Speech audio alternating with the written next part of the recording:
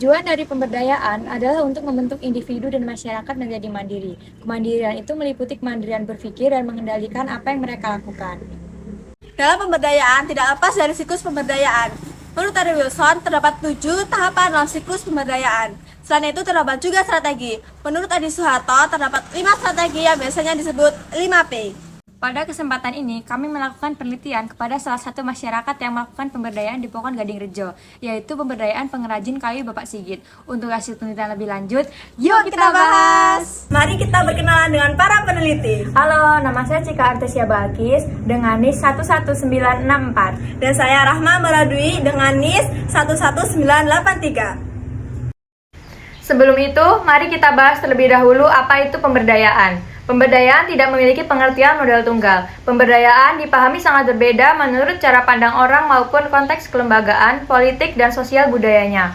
Ada yang memahami pemberdayaan sebagai proses mengembangkan, memandirikan, menswadayakan, memperkuat posisi tawar-menawar masyarakat lapisan bawah terhadap kekuatan-kekuatan penekan di segala bidang dan sektor kehidupan. Pada penelitian ini, memfokuskan masalah pemberdayaan masyarakat pengrajin kayu. Pengrajin kayu adalah seseorang yang memiliki keterampilan mengolah material kayu untuk membuat elemen rumah, pintu, jendela, dan lain-lain, dan membangun rumah, struktur sosial, juga perlengkapan rumah seperti lemari, meja, kursi, rak, dan lain sebagainya. Selanjutnya, mari kita bahas profil usaha pengrajin kayu Bapak Sigit. Pengrajin kayu Bapak Sigit ini beralamatkan di Pokon Gading Rejo, Kecamatan Gading Rejo, Kabupaten Pringsawu. Beliau menjalankan usahanya kurang lebih 20 tahun yang lalu atau sekitar tahun 2003, di mana para karyawan ini terdiri dari masyarakat sekitar dan orang terdekat yang sudah memiliki skill. Usaha ini dibangun sebagai pekerjaan sampingan untuk kegiatan Bapak Sigit pensiun nanti. Namun, semakin lama usaha ini semakin maju dan memiliki sekitar 12 karyawan. Terbilang usaha ini berkembang dengan baik dan sukses hingga sekarang. Mari kita bahas tentang 7 siklus pemberdayaan. Siklus 1. Terdapat keinginan untuk berubah. Dalam aspek ini, Bapak Mugianto memiliki keinginan untuk merubah perekonomiannya menjadi lebih baik dan mengembangkan keterampilannya di bidang mebel.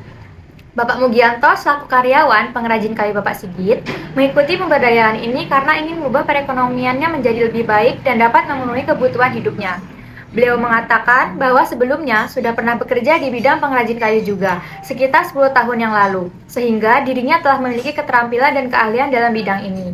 Dalam perkembangannya, Bapak Mugianto merasa selain keahliannya meningkat, perekonomiannya pun ikut berubah menjadi lebih baik. Siklus 2. Melepaskan halangan-halangan. Tidak ada halangan yang menghalangi mereka untuk melakukan perubahan, karena di dalam diri mereka sudah tertanam niat untuk berubah dan mampu memenuhi kebutuhan hidupnya.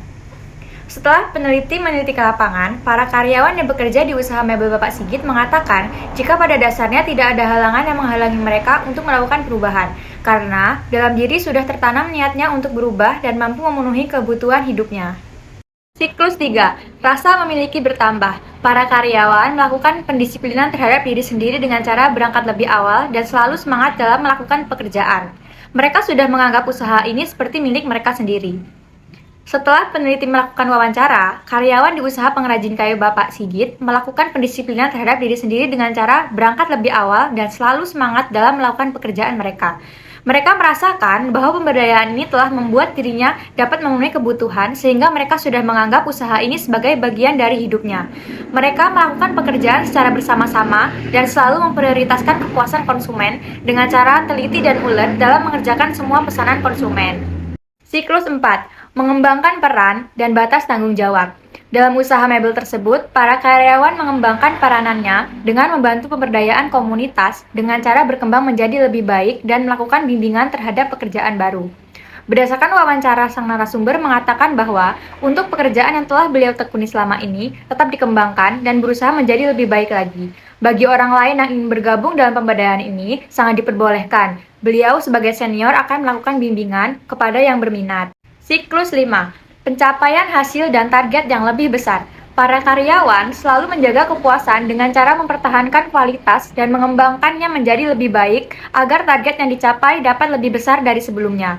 Berdasarkan wawancara, para konsumen memesan barang mebel di sini tentunya karena kualitas yang baik. Bapak Mugianto sebagai karyawan mengatakan bahwa dirinya selalu menjaga kepuasan melalui cara mempertahankan kualitas dan mengembangkannya menjadi lebih baik lagi agar target yang dicapai lebih baik dari sebelumnya.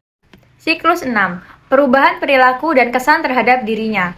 Para karyawan memiliki semangat dan kepercayaan diri yang lebih tinggi dikarenakan sang pemilik selalu memberikan motivasi.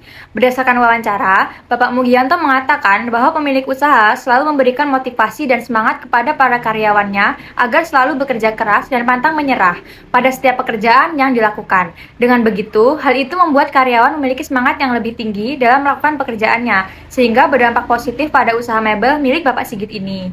Siklus 7. Merasa tertantang untuk upaya lebih besar. Berdasarkan wawancara, Bapak Mugianto tertantang untuk melakukan pemberdayaan sendiri. Beliau mengatakan jika memiliki lahan yang cukup serta modal yang memungkinkan, maka dirinya akan melakukan pemberdayaan atau akan membuka usaha pengrajin kayu sendiri di rumahnya. Selanjutnya, kita menuju ke pembahasan yang berisikan 5P. Check it out! P1 Pemungkinan, P2 Penguatan, P3 Perlindungan, P4 Penyokongan, dan P5 Pemeliharaan. P1 Pemungkinan.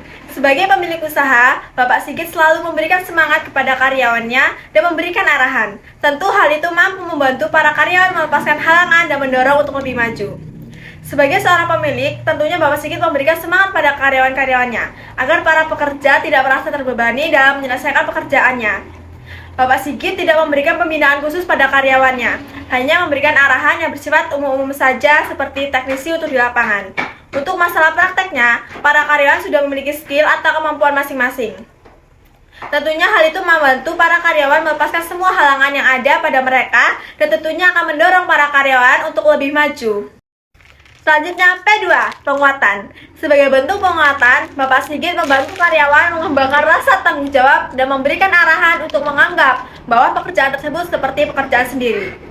Sebagai bentuk penguatan, Bapak Sigit membantu karyawan memiliki rasa tanggung jawab terhadap pemberdayaan, yaitu dengan memberikan arahan kepada para karyawan untuk menganggap bahwa pekerjaan tersebut seperti pekerjaan sendiri.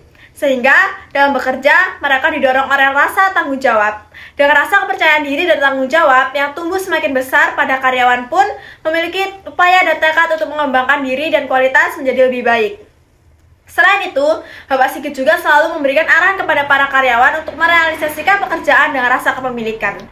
Oke, selanjutnya P3, Perlindungan. Karyawan Bapak Sigit tadinya 12-13 orang, yang menetap di rumah beliau sekarang hanya tersisa 3 dan yang lainnya sudah melakukan pemberdayaan di rumah masing-masing. Usaha Bapak Sigit juga bisa dianggap membantu pemerintah dalam pemberantasan pengangguran.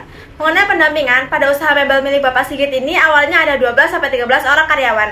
Namun yang menetap bekerja di rumah beliau hanya 3 orang dan sisanya sudah dilepas agar melakukan pemberdayaan di rumah masing-masing. Dan dengan adanya pembagian tugas, para karyawan selalu bekerja sama untuk tujuan yang lebih besar. Dan dengan pembagian tugas itu, hal itu dapat meminimalisir terjadinya persaingan tidak sehat. P4, Penyokongan. Upaya Bapak Sigit menyokong karyawannya adalah dengan menumbuhkan kepercayaan diri mereka dan memberikan kesempatan kepada mereka untuk melakukan pemberdayaan di rumah masing-masing.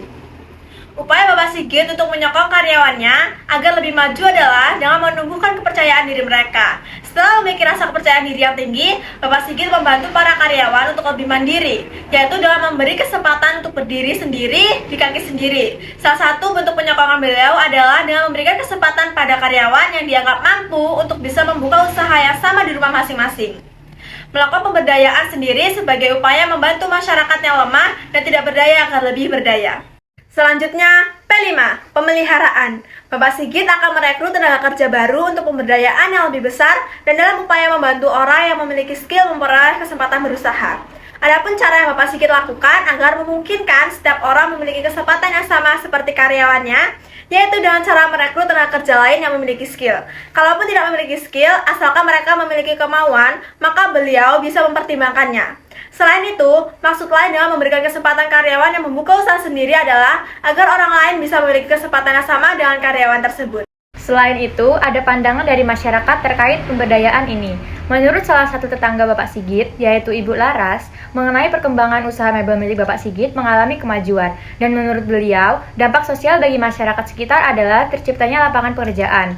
Ibu Laras berharap usaha Bapak Sigit semakin maju dan terus membantu orang yang tidak memiliki pekerjaan menjadi semakin berdaya. Di lain sisi, ada pun manfaat yang dirasakan masyarakat sekitar seperti ketika ingin memesan yang berkaitan dengan mebel, seperti lemari, meja, dan rak, dan sejenisnya dapat memesan kepada Bapak Sigit. Berdasarkan hasil penelitian, dapat disimpulkan bahwa usaha mebel Bapak Sigit ini sangat baik untuk pemberdayaan masyarakat di Pekon Gading Rejo.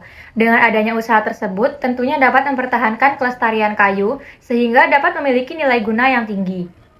Selain itu, usaha mebel Bapak Sigit tentunya dapat mengubah perekonomian masyarakat yang bergabung menjadi lebih baik dan tentunya hal itu dapat membantu pemerintah menurunkan angka pengangguran. Sekian dari kami, semoga bermanfaat. Dadah!